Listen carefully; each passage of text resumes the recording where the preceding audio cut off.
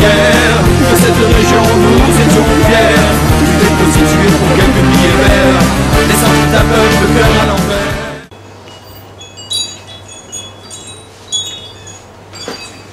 Salut Marie-Claude. Salut Christian. Comment ça va? Comment ça va? Et toi? Écoute, aujourd'hui c'est vendredi 13, je viens prendre un ticket.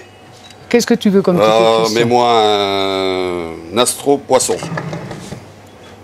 Voilà Christian. Merci beaucoup. Merci. Ça va? Comment va ta musique? Ça va, impeccable. T'as vu le Impeccable. reportage sur TF1 hier? Ah ouais, très bien, Ouais, très bien. Passé, ben, tu sais qu'il y a tout un peuple derrière moi, hein, Ouais, c'est ouais. vachement bien. Hein. Très bien, très bien. 72 000 consultations sur YouTube hier. Ça c'est bien, très bien. Ça Hein. fait plaisir, c'est Ouais. avec le cœur. Alors un des restaurants où on va aller, c'est un de ceux qui marche le mieux dans le coin.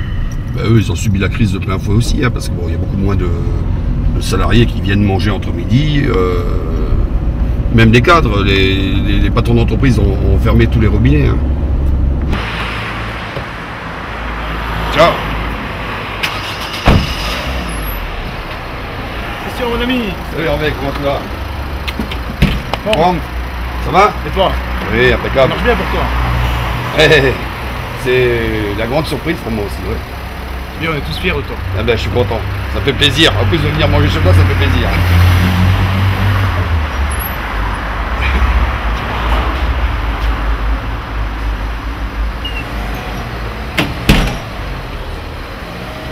C'est pas que la première usine qui ferme. Hein. Grandrange, c'est pratiquement là. Ça commence à être une série qui commence à se terminer, même, malheureusement. Et encore aujourd'hui, Arcelor, sur le site de Florence, je serai mange. On ne sait pas s'ils vont continuer ou pas. Donc l'actualité, nous, on la vit tous les jours. Sa chanson, elle est vraiment d'actualité. Et vous qui êtes restaurateur, vous subissez les conséquences de... Ah, bah c'est sûr, on est concernés. Hein. On espère qu'il ne puisse pas faire un album, parce que toutes les fermetures d'usine, s'il fait une chanson, il a de l'avenir devant nous, hein, Christian. Ça représente des milliers de gens qui travaillent pour la sidérurgie. Vous faire quoi demain? Voyez-vous vos enfants demain venir à la maison, rentrer de l'école, dire papa j'ai faim, mais je ne peux plus rien t'acheter, mon fils, j'ai plus de travail. C'est fort ça quand même. Aujourd'hui on perd notre fierté, enfin on perd pas notre fierté, mais ils nous enlèvent tout. Ils nous enlèvent notre fierté, notre honneur, nos racines, et on va aller où? On va aller vivre dans un pays où on gagne mieux notre vie. C'est pas ça que j'en veux. Et c'est pas ça que la population veut. La population veut rester sur cette terre où elle y a passé ses années de labeur, où elle a transpiré, où elle a donné le meilleur d'elle-même.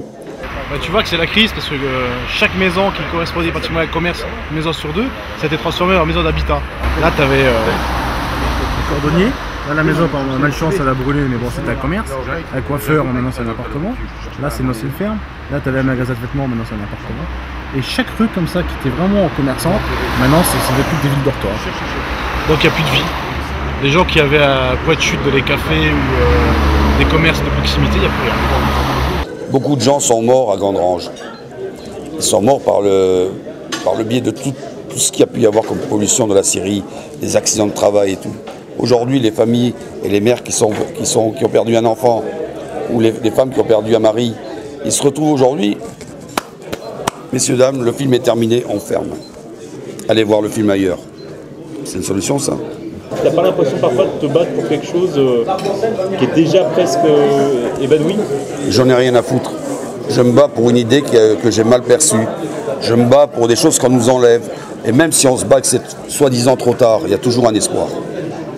Et on ne va pas laisser les autres nous enlever nos gagne-pains, quoi. Il va falloir qu'on se batte.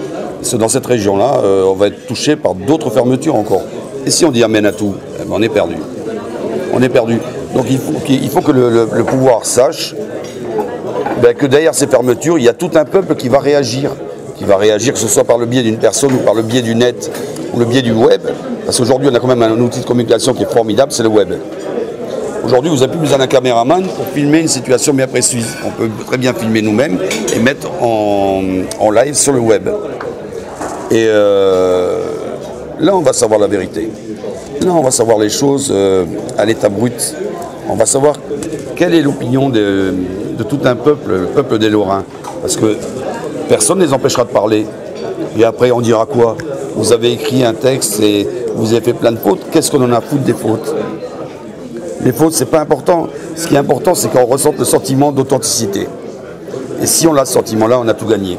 Et les gens qui sont ouvriers, qui ont peur de prendre une plume pour écrire 2-3 mots parce qu'ils n'ont pas été à l'école jusqu'à 20 ans, ces gens-là, ils vont parler.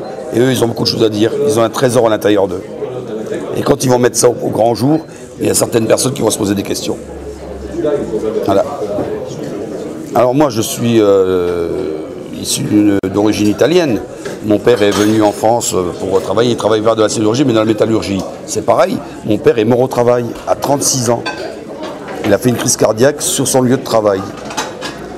Je l'ai perdu, j'avais 8 ans. Je me suis battu toute ma vie pour réussir. J'ai arrêté l'école à 16 ans. Et la volonté que j'avais en moi et la niaque a fait que j'ai réussi dans la vie. Enfin, peut-être pas aujourd'hui parce que je suis au chômage le mois de mars. Mais mes acquis sont mes acquis. Et j'ai jamais eu peur de personne. Je vais vous dire, la seule personne qui m'a fait peur dans ma vie, c'était mon père. Et une fois que je l'ai enterré, j'ai dit plus personne ne me fera peur. C'est terminé. Et je m'exprimerai comme je dois m'exprimer. Devant n'importe qui. Peu importe les méthodes, peu importe le langage. Ce qui est important, c'est que la personne qui est en face de moi me comprenne. Voilà.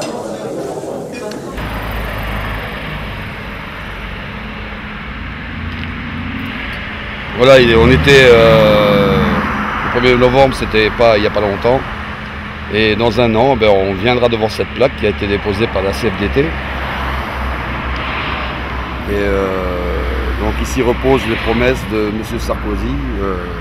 Voilà. C'est la désillusion totale. Tu trouves ça émouvant? Oui, parce que même si c'est signé de la CFDT, c'est tout un peuple d'ailleurs qui parle et qui dit ça. On ne peut pas leur promettre des choses et puis ne pas les respecter. Ça veut dire quoi? Que sous un coup d'euphorie, on a dit oui, on va garder la scierie de Gandrange, on va faire les investissements qu'il faut pour la laisser en production. Et puis 6 mois après, on dit non, c'est plus bon, on ferme quand même. C'est quoi ça? Le premier homme du gouvernement qui dit ça? C'est incroyable, quoi. On ne peut pas promettre de sauver une sidérurgie et puis de la laisser crever 6 mois après. C'est quoi ça? Ça veut dire quoi? Et si je l'avais en face de moi, M. Sarkozy, je lui dirais aussi, c'est quoi ça? On ne peut pas promettre à un gosse demain, si tu me ramènes un 20, je te donne 10 francs ou 10 euros. Et il vous ramène le 20 et vous ne lui donnez pas 10 euros, vous n'avez pas de parole, on perd toutes les valeurs de base. Quand on dit quelque chose, on va au bout.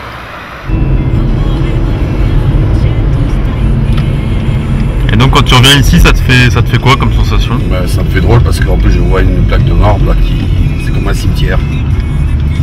Donc c'est comme si on venait voir nos morts et leur ramener des chrysanthèmes devant la stèle. Voir le silence qui plane autour de cette aciérie qui crachait de la fumée avant et où il y avait beaucoup de bruit. Le monde gravitait autour, aujourd'hui il n'y a plus rien. C'est le calme plat.